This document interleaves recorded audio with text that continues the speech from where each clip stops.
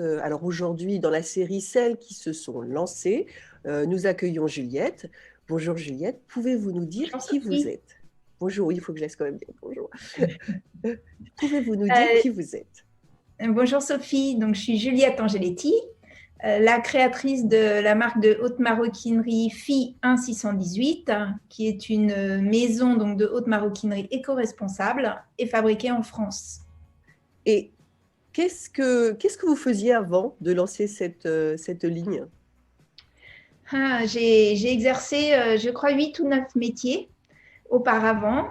Donc, il s'agit d'une reconversion qui a été effectuée il y a 3 ans maintenant.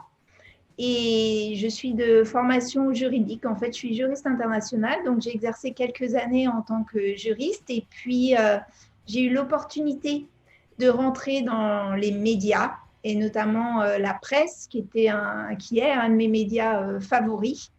Et donc, j'ai intégré plusieurs groupes de presse, dont le dernier qui est Prisma Media, où je suis restée 18 ans et j'ai exercé 7 métiers, je crois, 6 ou 7 métiers là-bas, de la publicité au marketing, à la communication, et puis les 5 dernières années en tant qu'éditrice de médias digitaux. Et qu'est-ce qui vous a donné envie de vous lancer dans ce projet? En fait, depuis toujours, moi, j'ai créé manuellement et c'était juste la partie, on va dire, immergée de l'iceberg, puisque professionnellement, j'avais un métier plutôt intellectuel, quel qu'il soit, enfin, dans les différents domaines. Et donc, en parallèle, je faisais toujours beaucoup de couture, de broderie japonaise, de dessin, de travail de l'encre aussi. Et ce qui m'a donné l'occasion de me lancer, c'est que j'ai quitté Prisma d'un commun accord, en fait. Et le choix était à ce moment-là de décider si je gardais ce métier-là ou si je saisissais l'opportunité comme une vraie chance de faire ce qui avait germé en moi depuis très longtemps, parce que j'ai toujours voulu créer mon entreprise. Et qu'est-ce qui vous freinait à l'époque? Pour le faire, Ouais, j'avais pas un vrai frein, j'étais très heureuse dans ce que je faisais. Donc, je pense que c'était le frein qui était que j'étais très satisfaite de la situation, puisque j'exprimais ma créativité aussi bien manuelle que intellectuelle. Et donc, je n'avais pas de raison de quitter cette sorte de confort, même si c'était très, très intense des deux côtés, puisque j'ai par exemple passé mon CAP maroquinerie en parallèle de mon travail chez Prisma. Donc, c'était des choses qui juste s'exprimaient bien, différemment, mais plus ou moins visibles professionnellement. d'accord. Donc si je comprends bien, vous étiez bien dans votre vie, mais vous aviez cette envie au fond de vous de lancer un projet d'entrepreneuriat et vous étiez attiré à l'idée de faire des choses avec vos mains et de créer avec vos mains et vous étiez attiré par ce projet de maroquinerie. Exactement, en fait, et moi j'aime bien valider mes compétences par des diplômes, et c'était important d'être artisan d'art, c'est-à-dire de pouvoir aussi échanger avec mes pairs, les fabricants, les ateliers avec lesquels je travaille, et puis créer moi-même et tout prototyper. D'accord.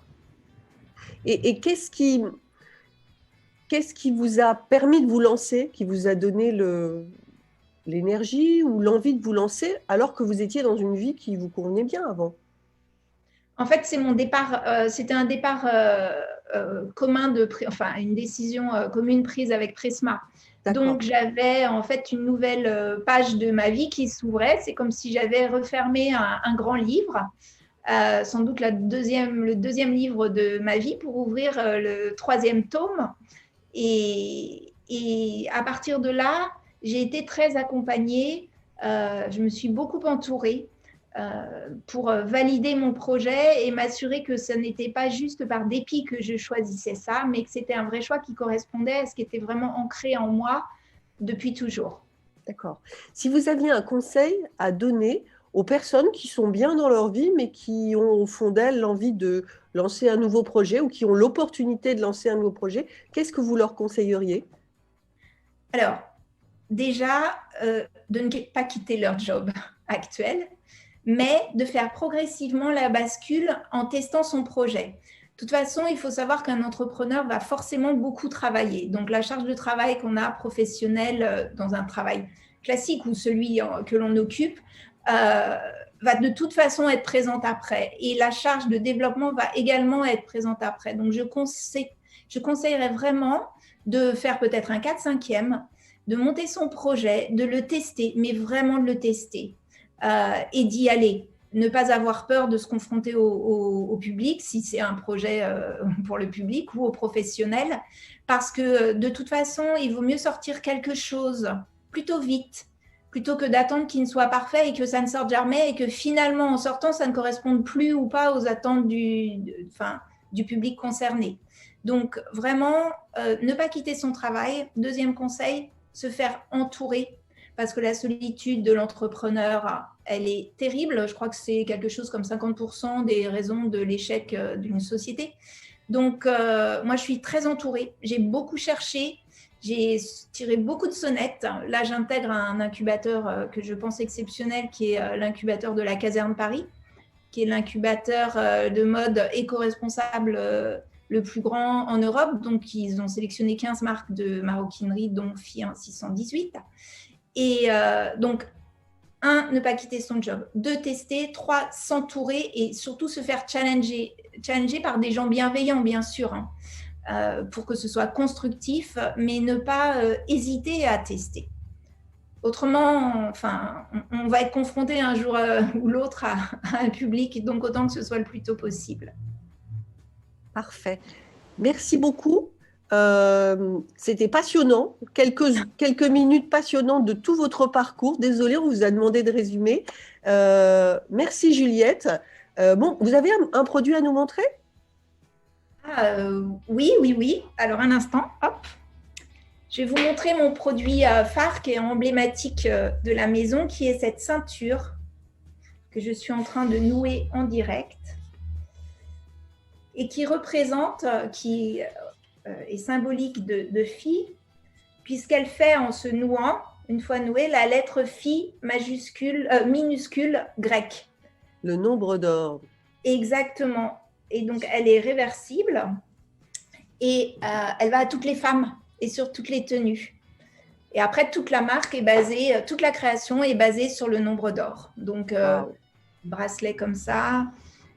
Ici, hop, j'ai un sac qui a été créé sur la base du pentagramme, cette étoile à 5 branches, dans un cercle que l'on retrouve dans l'homme de Vitruve. Et il y a toujours la signature ici de la lettre phi minuscule grecque.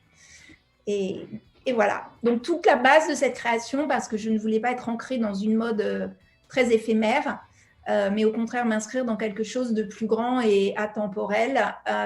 Tout ce nombre d'or est la base de la création. Parfait. Voilà. Merci beaucoup. Merci à vous de nous avoir suivis jusqu'au bout.